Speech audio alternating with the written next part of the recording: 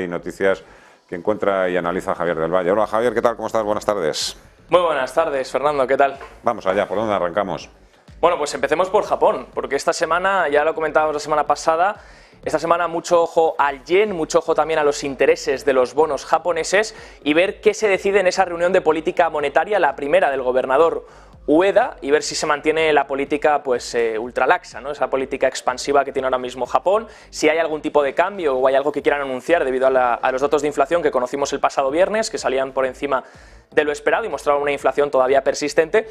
Bueno, pues vistazo al yen esta semana y ver lo que deciden en esa política de tipos de interés, que en principio no debería haber ningún cambio, porque esta mañana ha hablado el gobernador Ueda en respuesta a unas preguntas que le han hecho en el Parlamento este mismo día, y dice: nuestra postura es continuar con el estímulo monetario junto con nuestra perspectiva de precios, de cara a que creen que la inflación realmente no va a ser un problema y va a estabilizar o incluso bajar, por lo que parece ser que si no hubiese ninguna sorpresa, la reunión del Banco de Japón se mantendría todo como hasta ahora, con ese tope en el 10 años, en el 0,5%, y con esa política laxa de tipos de interés, con esa política ultra expansiva. Por otro lado, si miramos China, caídas importantes en China, y es curioso, ¿no? Por los datos macroeconómicos que conocíamos la semana pasada, que salían mejor de lo esperado, unas ventas minoristas que salían por encima del 10%, disparándose otra vez.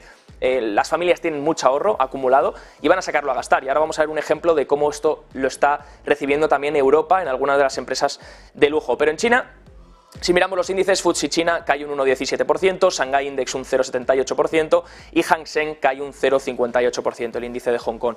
El CSI 300 cae un 3,2% en los últimos 2 días de cotización, si cogemos el viernes y cogemos el lunes de hoy. Esa es la mayor caída en 2 días registrada durante todo el año 2023, por lo que estamos empezando a ver una especie de venta de todo este rally, la primera venta grande del rally que ha tenido China desde inicio de año. Recuerden que cuando se posicionaron los inversores era por esa reapertura, la reapertura llegó, ya ha llegado, ya están los datos sobre la mesa, por lo que ya ha llegado a las noticias, y ahí es donde a lo mejor muchos gestores están aprovechando para recoger beneficios. Lo decíamos el viernes, posiblemente digan: oye, ya hemos llegado hasta aquí, la reapertura ya se ha hecho, ya hemos cogido esa jugada donde hemos hecho una buena rentabilidad, vamos a aprovechar para vender y ya volveremos si hace falta más adelante, ¿no? Es normal ver este tipo de ventas. Ahora la pregunta es hasta dónde van a llevar los índices y empezar a ver zonas claves en los diferentes, pues tanto en el Shanghai Index como en el Hang Seng.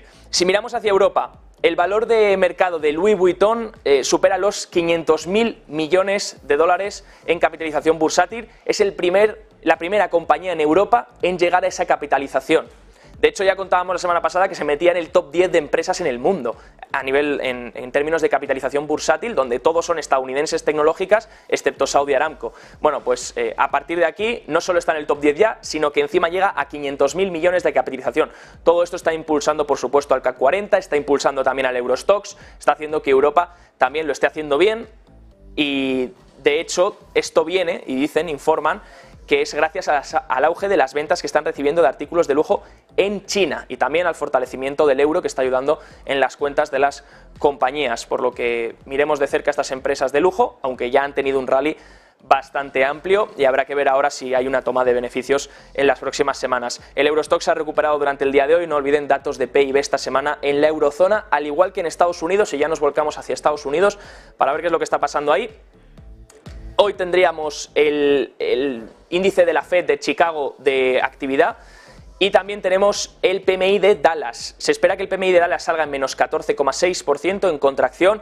Recuerden, semana pasada teníamos el PMI de Filadelfia, que salía con una caída muy drástica y está ya en unos niveles que, si excluimos el COVID, estaríamos en niveles que no se ven desde 2008, y de hecho niveles que han coincidido siempre con recesión. Sería la primera vez que el indicador de la Fed de Filadelfia, el PMI de la Fed de Filadelfia, fallase si no hubiese una recesión en Estados Unidos. Se lanza también el índice de volatilidad de las opciones 0 DTE, que son las opciones con 0 días de expiración. Están teniendo mucho auge desde el año pasado, hay mucho volumen últimamente, y muchos inversores se preguntan por qué el VIX está en niveles tan bajos si resulta que hay tanta incertidumbre en el mercado.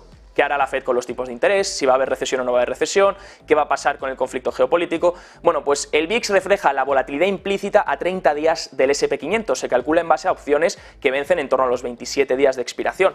Claro está que está habiendo una tendencia del mercado, algunos dicen que ya el VIX no funciona, porque lo que está viendo es una tendencia a cubrirse con este tipo de opciones nuevas, las 0DTE, que son del mismo día de expiración, por lo que no refleja el VIX la demanda de opciones, sino que se refleja en el 0DTE. Esto el CBOE lo ha analizado de cerca, de hecho ya hay muchos informes que se han presentado sobre cómo influye la volatilidad ahora diaria con estas opciones, y por eso hoy mismo, día lunes, 24 de abril, es un hito histórico porque vamos viendo cómo se lanzan nuevos índices, pues se lanza el índice de volatilidad de este tipo de opciones, de las opciones que vencen en el mismo día de 0 días de expiración. Veremos, por supuesto, cómo se va a utilizar este indicador y qué utilidades ofrece.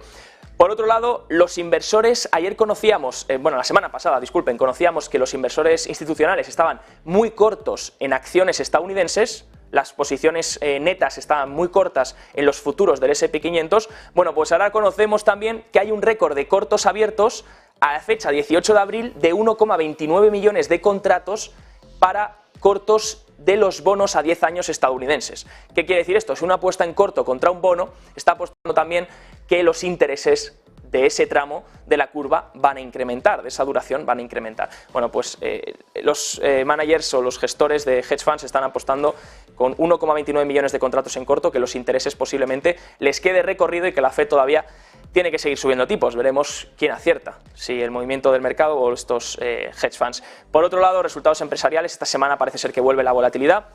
Coca-Cola presenta hoy, se espera un movimiento implícito según las opciones por debajo del 3%, pero martes presenta Google, Microsoft, McDonald's. En Google y en Microsoft se esperan movimientos de hasta el 5% implícitos. El miércoles, importante, presenta Meta, donde se esperan movimientos superiores al 7% de volatilidad implícita. El jueves, Amazon e Intel, se esperan movimientos también en torno al 6-7%. Y el viernes, día más tranquilito, no hay ninguna empresa de las FAN que presente. Por lo que el mercado va a estar mirando qué hacen este tipo de compañías para ver si el rally sigue adelante, Fernando. Muchísimas gracias.